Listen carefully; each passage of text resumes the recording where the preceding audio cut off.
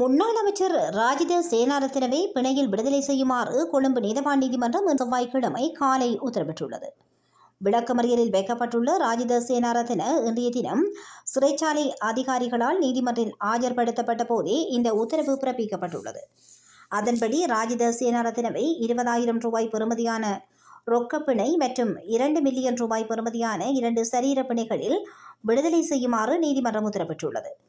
லஞ்சம் மற்றும் ஊழல் விசாரணை ஆணைக்குழு அதிகாரிகளால் மேற்கொள்ளப்பட்டு வரும் விசாரணைகள் தொடர்பில் பிடியாணை உத்தரவு பிறப்பிக்கப்பட்ட முன்னாள் அமைச்சர் ராஜித சேனாரத்ன கொழும்பு நீதவான் நீதிமன்றில் ஆகஸ்ட் 29ஆம் தேதி காலை ஆஜர்படுத்தப்பட்டதை அடுத்து விளக்கமறியலில் வைக்கப்பட்டிருந்த நிலையில் தற்போது பிணையில் விடுதலை செய்யப்பட்டுள்ளமை குறிப்பிடத்தக்கதாகும்.